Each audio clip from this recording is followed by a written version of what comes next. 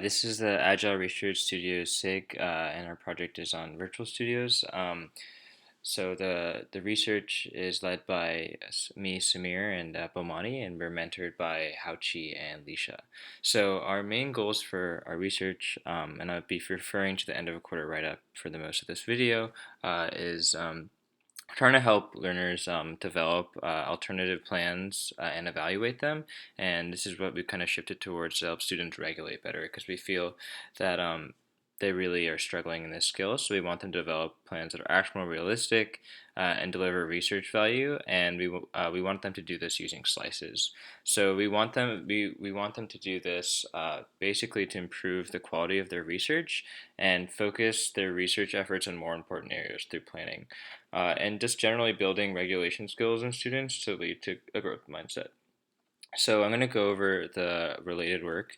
So Bhamani and I looked at instructional scaffolding was one of the first things. So um, for instructional scaffolding, it talks about ZPD. ZPD, I know this is Wikipedia, but I think the diagram is really good. Just kind of the idea what learners can do that by themselves, learners can do with guidance, and learners cannot do. So just like really thinking about that in our research space in terms of planning, like really unstructured research work, what can students know how to do well, and what can we push them to do, and what is out of their ZPD. And it's different for each student, so really trying to cater to that. The next thing that we really wanted to look at is opportunistic planning. So this is actually a paper by Human Planning Processes by Barbara Hayes Roth. It kind of explains how planning is multiplanar. So this is really interesting because for planning, it shows like a lot of different plans, and I think the really important part is that people plan what's easiest first or where they need to first. So it's not like top down or bottom up. They kind of plan wherever they want to. It's really kind of good insight for research, just because we have to understand that our users in general just don't plan in a very specific way, or we have to kind of codify that way better or figure out where they plan and how to give them affordances that allow them to plan at multiple levels at the same time. The last kind of thing we looked at was Agile Research Planning by Matt Easterday from the Delta Lab. Was just like a document he sent us. So he sent us a research roadmap, and the really interesting part was slices. It's really directed our research. So we talked about how we want students to generate alternative slices. So the idea of like slices, like this is a good article of like showing incremental, iterative, and incrementally iterative, and we're really focusing for slices is iteratively, but I'm sure it's also incrementally iterative, like what are the set of tasks around a group that you slice across to get your research plan. So these are kind of our related work. So we'll go over our design process next. So for design process, we started with the first one, which is a whiteboard test. For our whiteboard test, and I'll pull it up real quickly, it was really just looking at deliverables. So like what's your story, what's your big like claim, then like what is a story to meet it, and then what are your deliverables. This kind of worked. Like users didn't understand, and like going through the pros and cons, so we went over it. It was an interesting test that we learned a little bit more about users. Our next one was really DTR bars. So DTR bars is interesting because we really wanted to focus on like this interface that Haochi had used in class. So what people do is put in what they've done in the past and what they want to do, and look about like where their efforts are. So there's a lot of effort in research right now, and so you can readjust. And then what things did you end up choosing? So like this is our interface where you can write your story, write your claims, and then write like more things you want to do. So like work on UX UI only, maybe might be something, or like because you realize you have like too much work on research or something like that. So I'm going to be going through these interfaces really quickly because we had a lot of them. So this one really focused on kind of looking through alternatives, and we found that it was like hard to detect knowledge. Like I think Kauchi did a really good job going through this because he was there to mentor them, but alone it was hard just because like these are not all the same granularity, and I didn't necessarily help users go like understand like what they need to work on and what is next. It just showed them like DT and R. So for our next kind of big interface, we're radar chart. So radar chart, I can show this. This is just the diagram. So the blue is what work has been done, and the orange is work that the student would like to do. So as you can see here, like there's just claims and how it goes on. So the big thing was really looking at a high level. We figured out that like students really don't understand the high level planning. So you write out all your claims. So I can show it here. You write out all your claims. So I wrote out 3 claims. So these are high level claims we want to do, and then you can do points to them. So this is a second one level of the interface. So maybe I want to do like 6 points to this claim and 2 points to this one.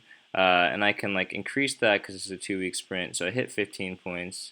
If I go above 16 points, it turns red. So like that's my first option. Um, this is my second option. Um, and is this still playing? That's why. And I can kind of go through my options. So we really wanted to focus on the high level for this one. Um, it was kind of interesting. I think that their trouble was codifying it down a level. So we went for the second iteration. You see that we went even higher level. Like we like look at more options high level, but like students don't really understand like what is this 8 points towards making interfaces like for towards the first claim. Like didn't really understand that. They really liked the way it looked in the interface, and they're like, yeah, this is really cool to see at a high level because I think students really don't think at that level. But our users really didn't benefit too much beyond like the cool interface and like making it concretely. It didn't really connect well. Like it didn't slice down all the way to the levels if that we wanted it to. So for our next interface, I can go over 1 second.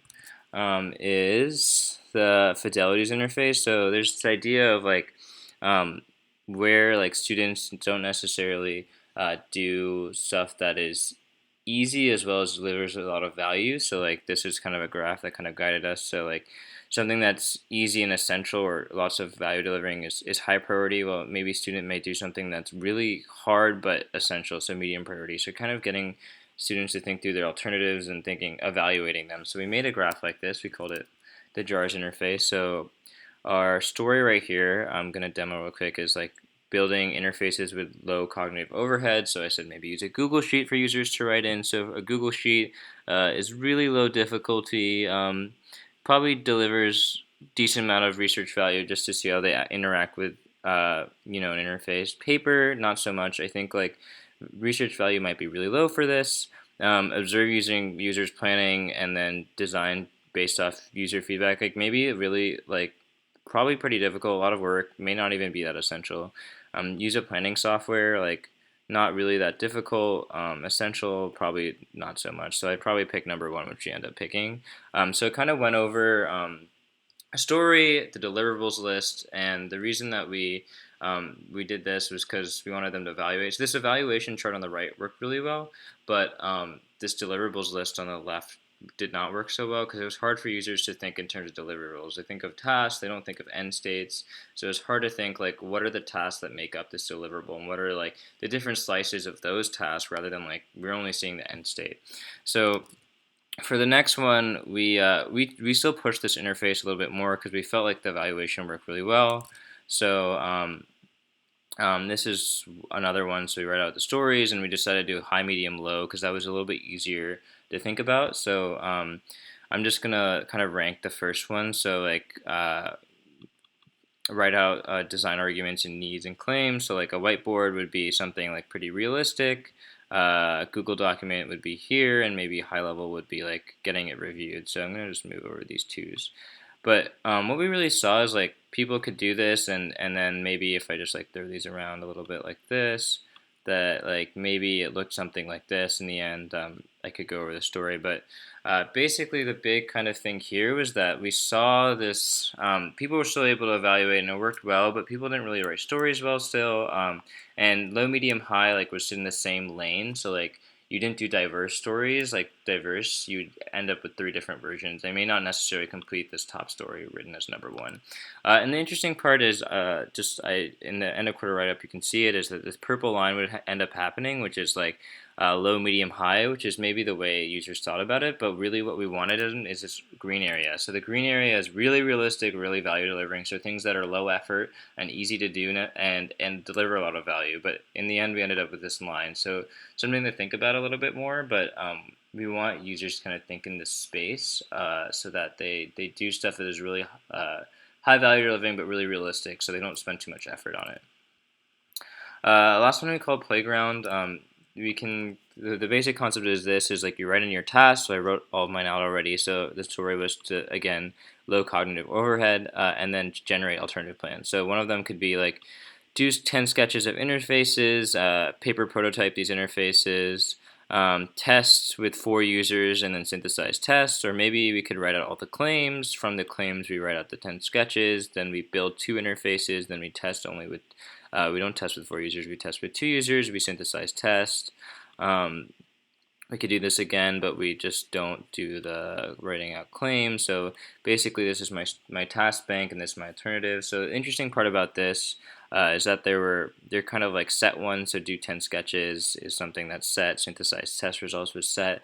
It didn't work too well. It was hard to understand. I think we could have added more visual affordances to this interface, but it was hard for users to understand. I think it was a lot about the colors. It's a lot right now, and then as well as just the idea of like, oh, like I there are only so many ways to do my story. Like I feel like they like users felt like from our impression we're just making combinations of plans rather than really thinking cognitively about like what goes in what at like a very cognitive level. So something more to think about. Maybe we could do this with cards next time. It might be easier to see rather than doing it on a computer and then maybe translating that to a computer interface just to try that out. So our last interface in our design process was this Google document sprint plan. So this is really like felt like a step back, but honestly we got a lot of affordances out of it. So I'll just play the video, but I'll show the video. So we had a Google document. We had an outline of how users should plan. We didn't use agile research planning process. We used kind of just a general planning process. Do your to-dos, pick your value delivering to-dos. We had a timer over here, and then we had a chat system. So the timer has a lot of affordances, and we'll go over them in the key design arguments. But the chat system was just me chatting Bomani, and this is one of our user tests. And one of the things was that during the chat interface that I chatted was like it said user test with 10 users, and we wanted the system to say, did you write a testing plan? So that is something that I end up typing. So like that's some feedback that the system can give that really takes away from the mentor. So kind of the real big thing about this interface was ease of use. So throughout all our tests, it was really hard to get users to like think cognitively and be okay with using them. They do it for the test, but on their own, it was the motivation was lacking. It was very hard to like think in that way. They couldn't get their thoughts on. I'm going to put paper in quotes. Really well, but Google Documents are basically like paper, and we wanted them to be able to easily do that and do it very naturally. So we did that. Really worked well for this interface.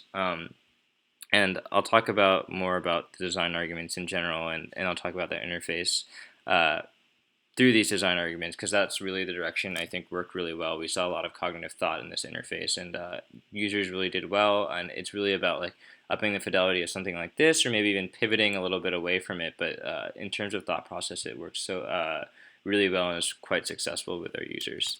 Um, so our key design ideas are teaching slices that are realistic, actionable, and verified research claims. So these are kind of the 3 big things. So like realistic in terms of skill and time, actionable like the way it's written, and then verifying research claims so you actually are doing something towards your research.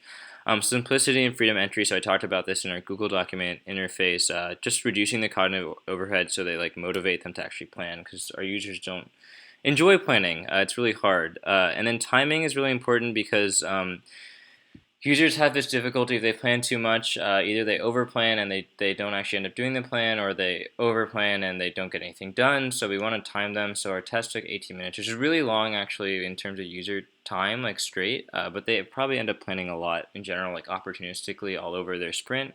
So we wanted them to do it in one time. So the idea of like taking about 18 minutes for 16 hours of work. And if you do it well, and it does obviously has to get revised as time goes on anyways, you'll end up doing good work. So really think about that.